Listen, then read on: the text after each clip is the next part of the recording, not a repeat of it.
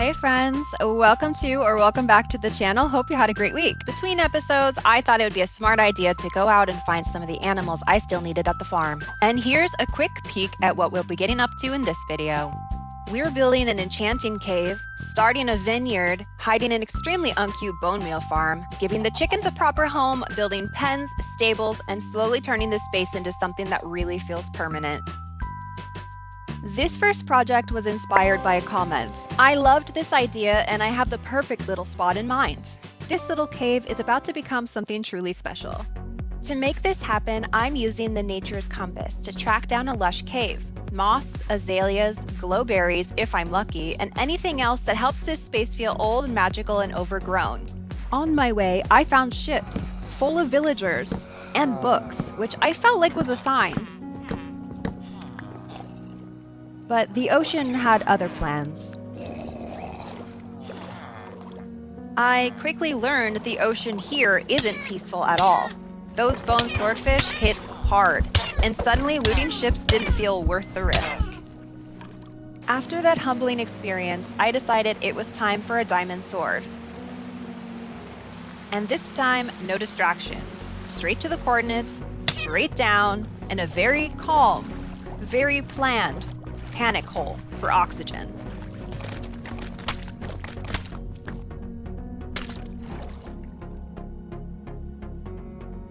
I set a couple waypoints to make traveling to the lush cave and the geo nearby even easier.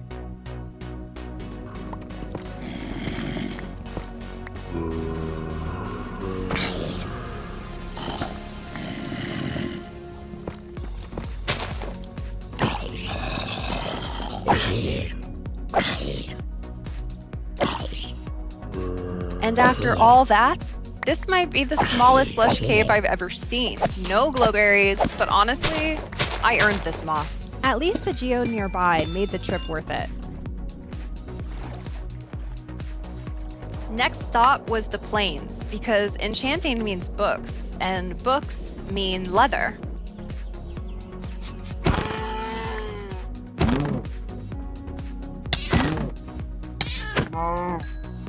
I ended up finding all the obsidian I would need in a floating barrel in the ocean. And this is why we don't eat unidentified soup we find in barrels. Honestly, I'll never learn. By the time I made it back home, I had more than enough leather to make the enchanting table and enough bookcases to get level 30 enchantments. I'll just grab a bit more sugarcane, make some paper, some more books, and some more bookcases. Since I don't have all the bookcases that I'm going to need for decorating, I decided to take out a couple of my cows, craft up a few more books, turn them into bookcases, and then fill out the rest of the space with chiseled bookshelves. I decide to cook up a quick meal, and then I'm ready to get started.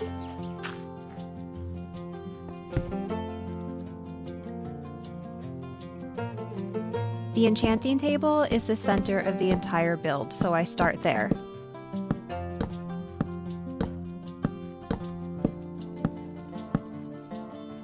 I want all of the walls of the inside of the cave to look like a library. I don't have enough bookcases yet for it to look exactly how I want it, but this will be a nice little start. Between episodes, I decided I want to find out what these moss clumps do. And it turns out that it adds moss to most blocks in the game. Golden enchanted moss clump is a huge game changer. It's seemingly endless. I'm adding amethysts into the floor and walls of this cave, partly because I love the sound, and partly because purple magic cave just feels right.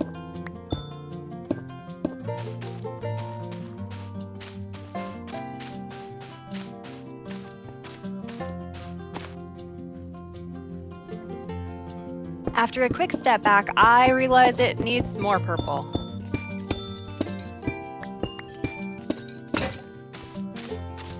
I craft up some more lanterns, a few furniture pieces, and different things that I want to use to decorate the inside of the cave.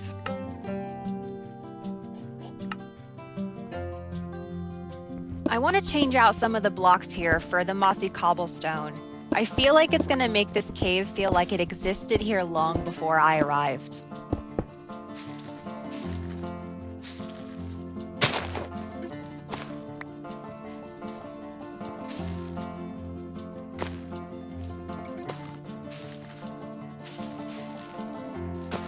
And of course, it's time to span leaves all over the ceiling of this cave.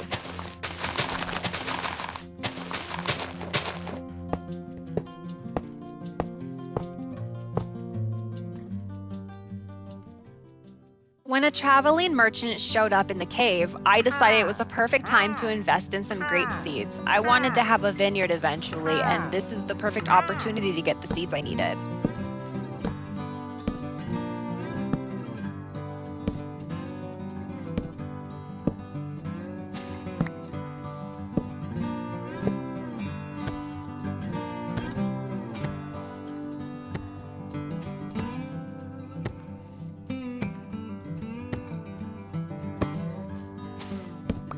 I wanted to test out the enchanting table.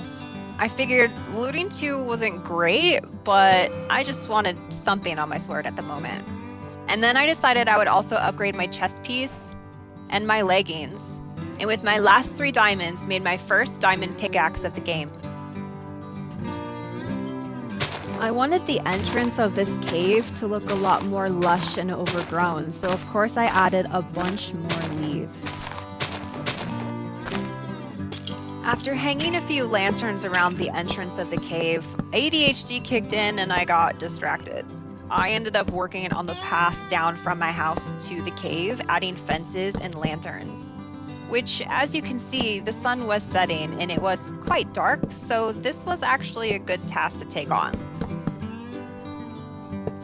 I needed these flowering azalea leaves because I wanted them to be interspersed within the leaves hanging from the ceiling of the cave.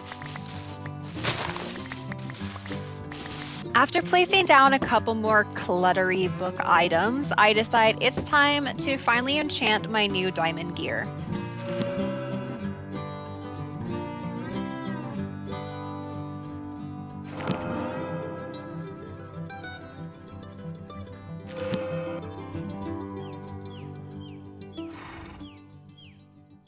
And in the morning, I turned this little hill into my own little vineyard.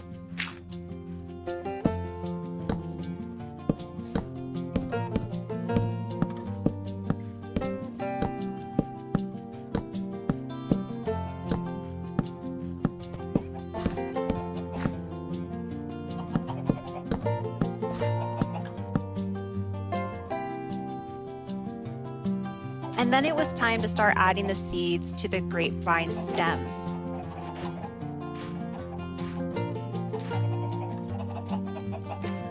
I didn't have enough seeds to fill out each row completely, but by the end of the night, the grapes had grown. I harvested, turned them into seeds, and used those seeds to finish filling out each row.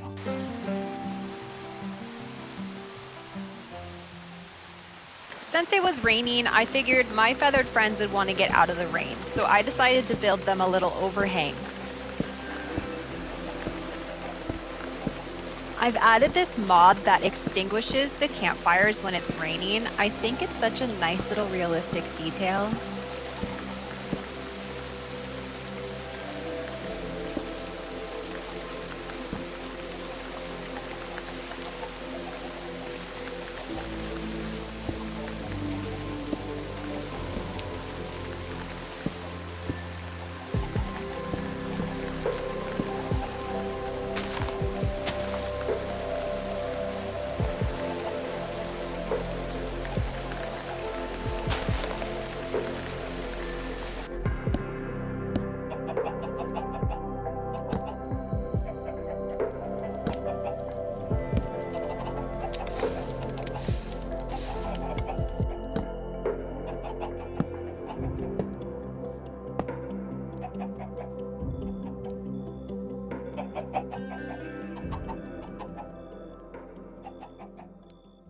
So I decide my next task will be to give my bone meal farm a little bit of a makeover. I want it to look aesthetically pleasing instead of the eyesore that it currently is.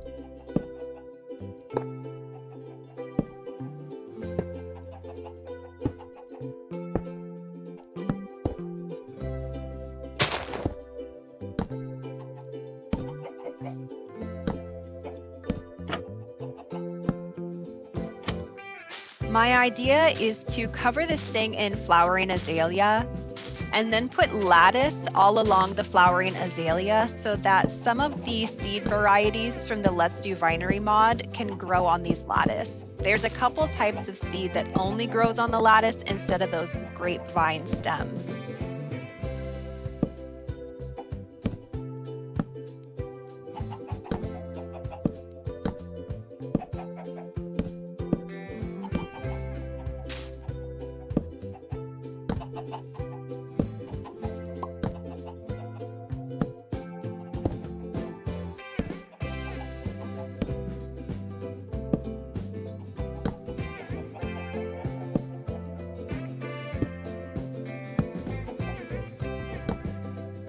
This ended up being so perfect because I love when a design is multifunctional.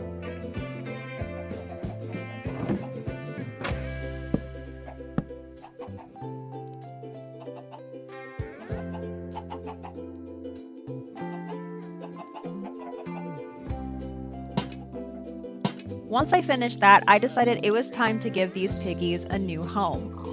I basically set up the pen the same way that I did the sheep pen, so I don't really show a lot of the building.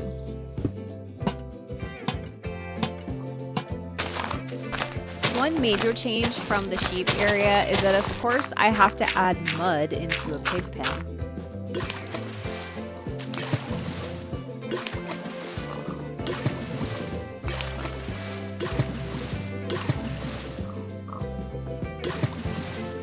I also kind of scatter around some rooted dirt, some silt that I found in that lush cave, and coarse dirt. The pigs seem to like it. And then I thought I would decorate the little hill between the sheep and the pigs.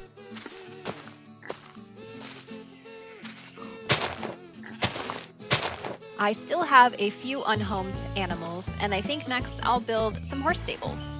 I mapped out this spot just below where I built the pig pen. I wanted to keep building down this gentle sloped hill.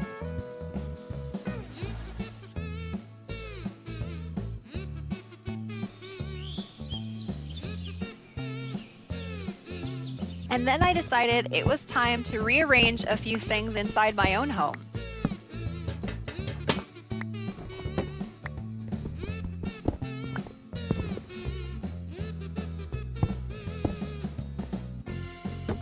I installed a little smokestack and then got to work on a new chimney.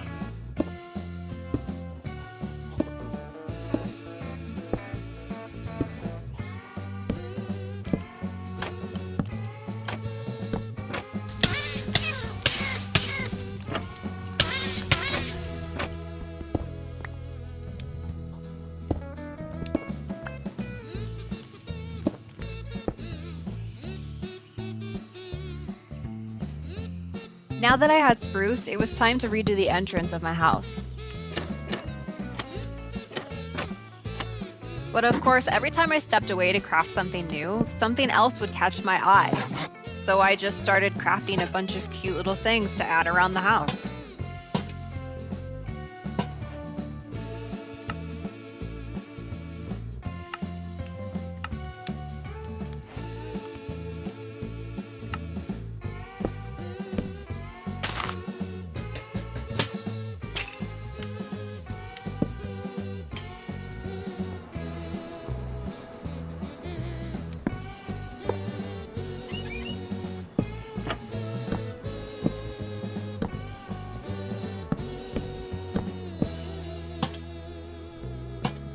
I accidentally crafted a bunch of wooden buttons, so I decided to just put them around the outside of the house to add a little extra detail.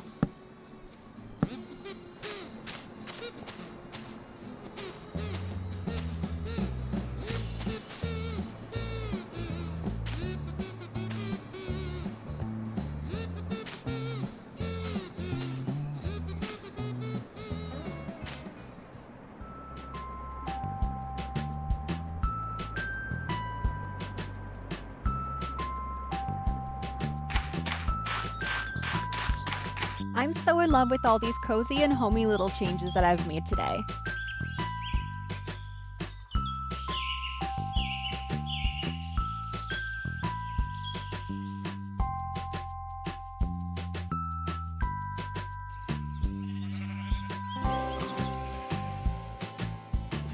I hope you didn't think I forgot about that dog from last episode. I went back for him between episodes, and he also needs a cozy little place to live.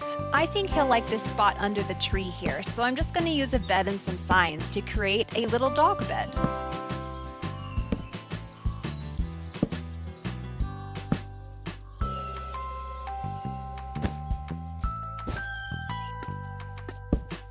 Here you go, buddy. Enjoy your new home. Wait, does that say subscribe? Did you put that there? This little guy still doesn't have a name, so if you have a suggestion, I would love to hear what you come up with. I wanted to create cozy little spots all around my farm where I could sit and just relax.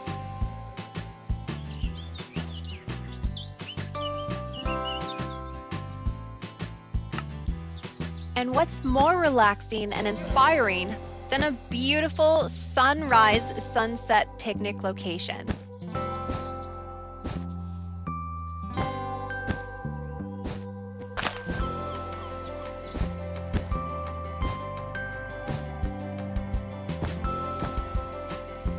I wanted to change out some of the carpets for full wool blocks. This will help give the blanket more texture, and it also provides me with places where I could put placeable food later once I start cooking.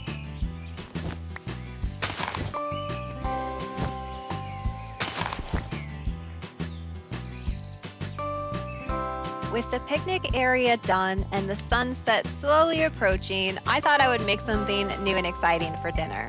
So I decided to cook up a chicken, grab some bread, and make myself a chicken sandwich. But of course, as soon as I sat down, the seagull swooped in and stole my chicken sandwich. So I went back home, cooked up another chicken, made another chicken sandwich, hid it inside my inventory, and finally got to enjoy the sunset in my chicken sandwich. You're not getting this one, seagull. Delicious.